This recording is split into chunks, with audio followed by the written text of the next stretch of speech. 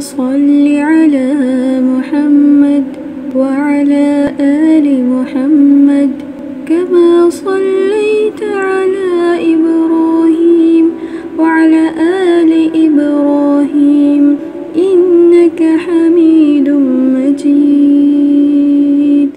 أعوذ بالله من الشيطان الرجيم. بسم الله الرحمن الرحيم. رب اشرح لي صدري ويسر لي أمري واحلل عقدة من لساني يفقهوا قولي. آج کی پیاری بات. ایک دفعہ پیارے نبی صلی اللہ علیہ وسلم اپنے پیارے صحابہ کے ساتھ تھے. آپ نے حضرت عمر بن خطاب کا ہاتھ پکڑ رکھا تھا. حضرت عمر کہتے ہیں پیارے نبی آپ میری جان کے علاوہ مجھے ہر چیز سے زیادہ پیارے لگتے ہیں. پیارے نبی صلی اللہ علیہ وسلم نے فرمایا نہیں مجھے اس ذات کی قسم جس کے ہاتھ میں میری جان ہے، ایمان اس وقت تک مکمل نہیں ہو سکتا جب تک میری ذات تمہیں اپنی جان سے بھی زیادہ عزیز نہ ہو، پیاری نہ ہو. حضرت عمر بن خطاب نے پھر کہا اللہ کی قسم اب آپ مجھے میری جان سے بھی زیادہ عزیز ہیں. تو پیارے نبی نے فرمایا اے عمر اب تیرا ایمان مکمل ہوا. اس پیاری بات سے، اس حدیث سے ہمیں کیا پتہ چلا کہ ہمیں پیارے نبی صلی اللہ علیہ وسلم کو سب سے زیادہ پیارے رکھنا ہے اپنے ساتھ، اپنے آپ سے بھی زیادہ پیارے. جب وہ ہمیں اپنے آپ سے بھی زیادہ پیارے لگے گے نا، اپنے ماں باپ سے بھی زیادہ، اپنے دوستوں سے بھی زیادہ، اپنے بہن بھائیوں سے بھی زیادہ، سب سے زیادہ، تو پھر ہمارا ایمان مکمل ہو جائے گا. یعنی پیارے نبی کی محبت ہمارا ایمان مکمل کرتی ہے نا پیاری بات.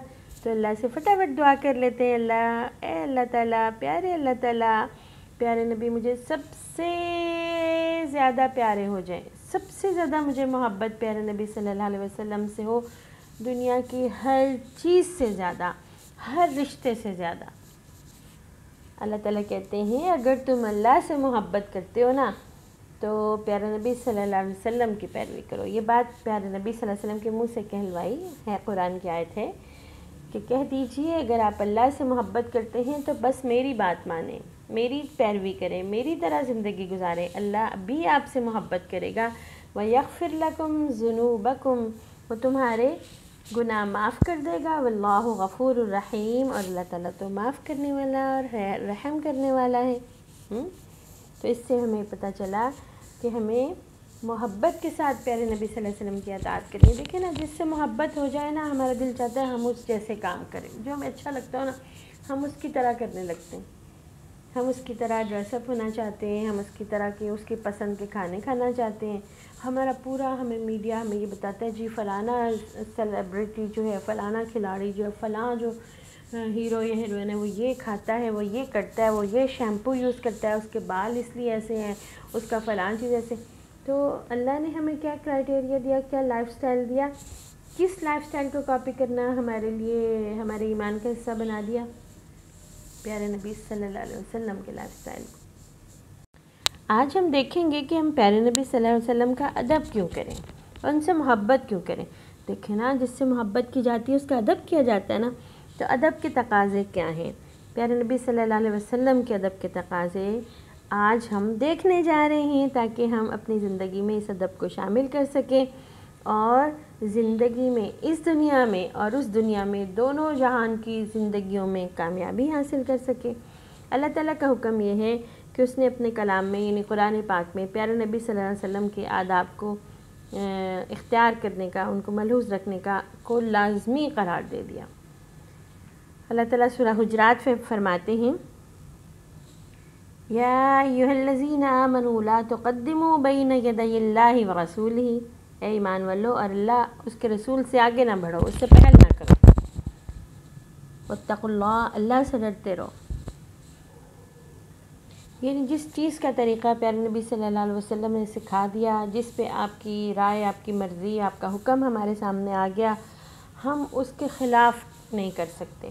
اس کے خلاف کریں گے تو اس کا مطلب یہ ہے کہ ہم نے پیارے نبی صلی اللہ علیہ وسلم کا ادب ملحوظ نہیں رکھا. خدا نہ خواستہ یہ بے ادبی ہے. اللہ تعالیٰ ہمیں اس سے بچائے. دیکھنا یہ ہے کہ ہم پیارے نبی صلی اللہ علیہ وسلم کا ادب کیوں کریں, ہم ان سے محبت کیوں کریں. بھئی دیکھیں نا, پیارے نبی صلی اللہ علیہ وسلم ایسے انسان ہیں, ان سارے انسانوں میں سے سب سے زیادہ پیارے انسان. اللہ تعالیٰ نے کمال درجے کا حسن عطا فرمایا تھا.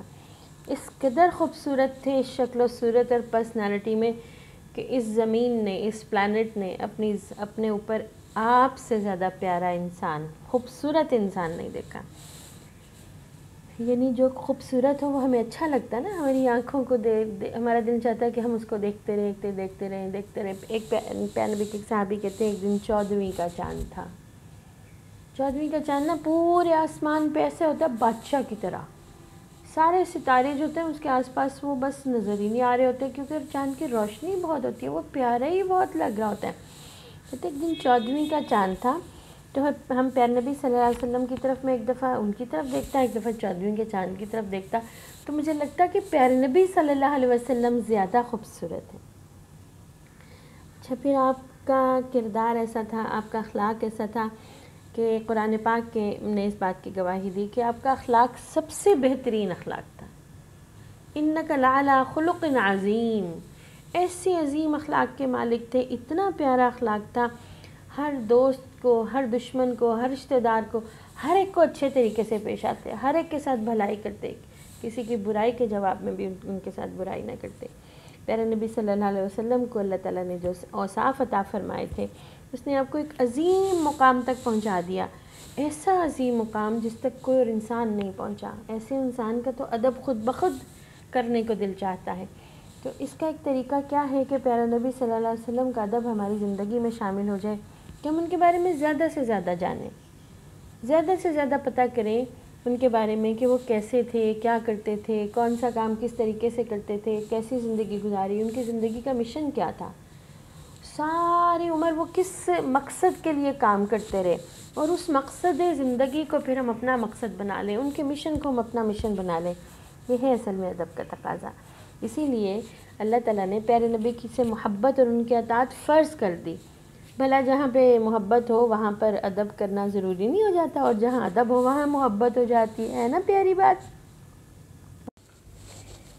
پیارے نبی صلی اللہ علیہ وسلم سے محبت کا ایک تقاضا یہ بھی ہے کہ ہم ان لوگوں سے محبت کریں جو پیارے نبی صلی اللہ علیہ وسلم سے محبت کرتے ہیں, جو نیک ہیں, جو پیارے نبی صلی اللہ علیہ وسلم کی سنت پر عمل کرنے والے لوگ ہیں.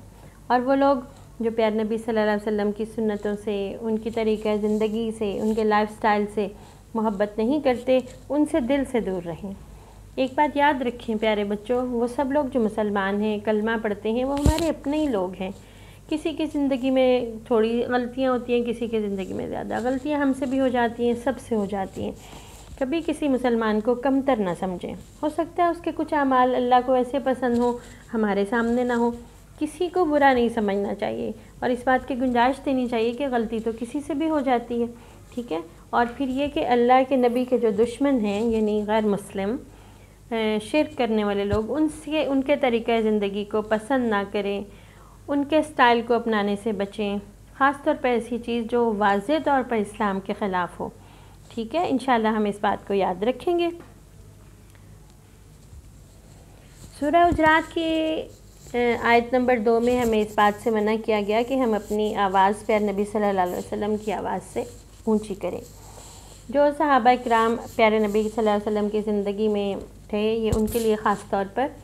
اور اس کا ایک مطلب یہ بھی ہو سکتا ہے کہ جب ہمیں اللہ تعالیٰ مدینہ منورہ میں روضہ مبارک پر لے جائے, اللہ تعالیٰ ہم سب کو یہ سعادت نصیب کرے, جب روضہ مبارک پہ جائیں تو وہاں پر درود پڑھتے ہوئے اپنی آواز کو آہستہ رکھنا چاہیے. یہ بھی ادب میں شامل ہے. پیارے نبی صلی اللہ علیہ وسلم سے آگے نہیں بڑھنا چاہیے. اس سے ایک مراد تو یہ تھی کہ جس وقت صحابہ کرام ان کے ساتھ چلتے تھے, وہ ان سے آگے نہیں بلکہ ان کے پیچھے چلتے تھے. اور ہمیں اس پہ کیسے عمل کرنا ہے, سورہ حجرات کی آیت ہے, ہمیں اس پہ اس طرح عمل کرنا ہے کہ پیارے نبی صلی اللہ علیہ وسلم نے اگر کسی کام کا کوئی طریقہ بتایا تو ہم اسی طریقے پر عمل کریں. اس طریقے میں اپنی طرف سے یہ مت سوچیں کہ پیارے نبی کے زمانے میں تو یہ نہیں تھا، یہ ٹیکنالوجی نہیں تھی، یہ چیز نہیں تھی، ہم اس سے اچھا طریقہ یا سٹائل اپنا لیتے ہیں.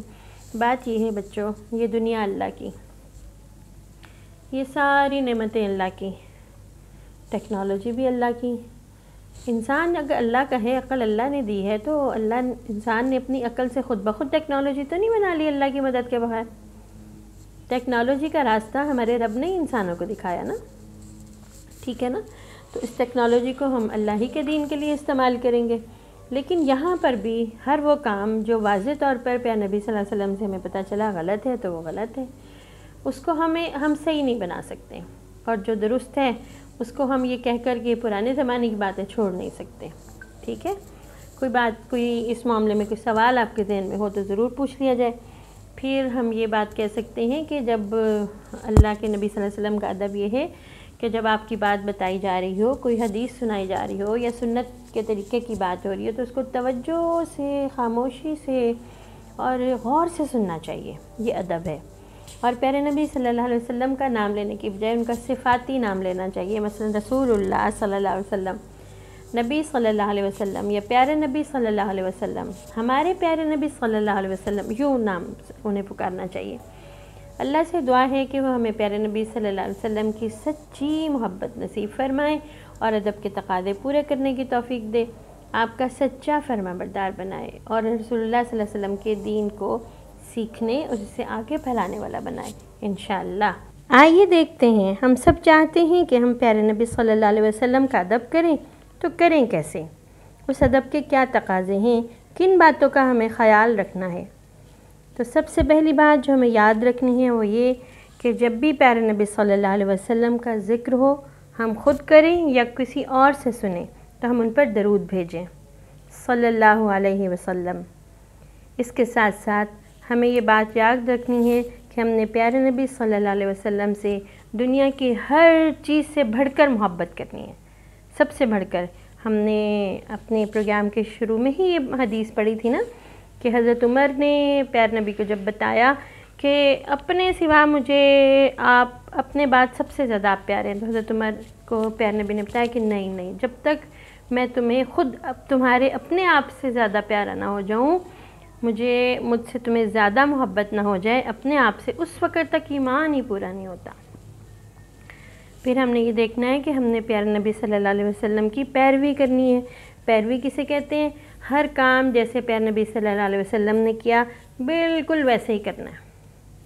اگر کسی چیز کو کے لیے آپ نے دایاں ہاتھ استعمال کیا، دائیں ہاتھ سے پکڑا، دائیں ہاتھ سے کھایا، دائیں ہاتھ استعمال کرا، تو اس کام کے لیے ہم نے وہی کرنا ہے. اگر کسی کام کے لیے آپ کا حکم ہے اور آپ کی سنت ہے کہ بائیں طرف سے یا بایاں ہاتھ، تو اسی طرح کرنا ہے. یعنی ہر کام میں پیارے نبی صلی اللہ علیہ وسلم کے نقش قدم پر چلنا ہے.